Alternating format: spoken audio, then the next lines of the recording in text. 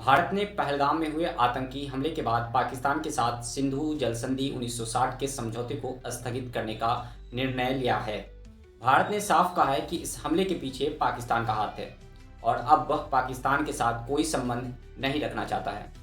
चलिए जानते हैं कि आखिर सिंधु जल समझौता क्या है और यह पाकिस्तान के लिए इतना महत्वपूर्ण क्यों है, जिसे स्थगित करने के बाद पाकिस्तान में तबाही मचना तय माना जा रहा है।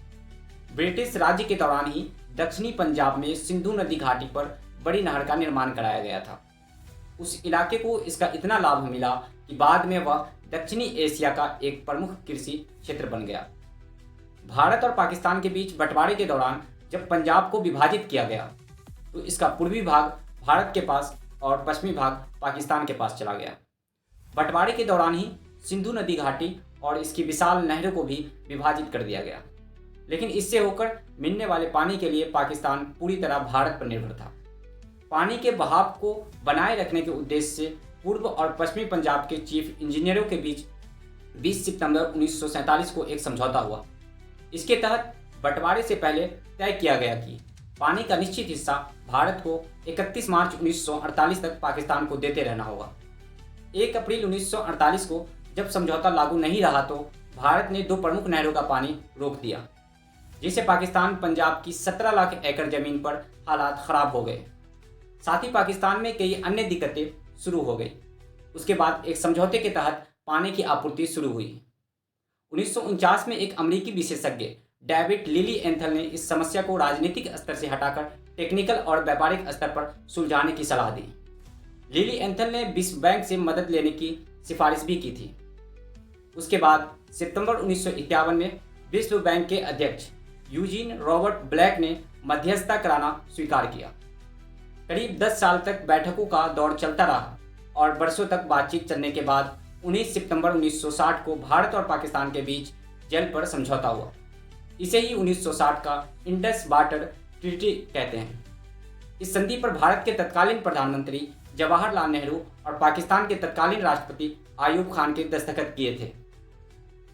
इसके तहत भारत से पाकिस्तान की ओर बहने वाली 6 नदियां सिंधु, झेलम, चेनाब, रावी और सतलज को 2 हिस्सों में बांटा गया। रावी, ब्यास, सतलज को पूर्वी नदियां बताते हुए इनका अधिकार भारत को सौंपा गया। वहीं सिंधु, झेलम और चेनाब को पश्चिमी नदियां माना गया और इनका ज़्यादातर पानी पाकिस्तान को मिलता है। कुछ अपवादों को छोड़कर और भारत पूर्वी नदियों के पानी का पूरा इस्तेमाल कर सकता है। वहीं पश्चिमी नदियों के पानी का हिस्सा भी भारत को मिलता है और इसका इस्तेमाल बिजली बनाने से लेकर सिंचाई के काम में होता है। पाकिस्तान का 90% कृषि उत्पाद सिंधु समझौते से जुड़ा है। इसके तहत पाकिस्तान को सिंधु और उसकी सहयोगी नदियों का तकरीबन 80% पानी मिलता है। लाइमिंट की रिपोर्ट के मुताबिक पाकिस्तान की लगभग 61% जनसंख्या ही इसी सिस्टम से मिलने वाले पानी पर निर्भर है। लाहौर, कराची और सुल्तान जैसे बड़े शहरों के पानी के पीने की जरूरत, तरवेला और मंगल जैसे हाइड्रो पावर प्रोजेक्ट सब कुछ इसी पानी से चलता है। इसके अलावा पाकिस्तान की 25% जीडीपी इसी पानी से होने वाली खेती पर टिकी है।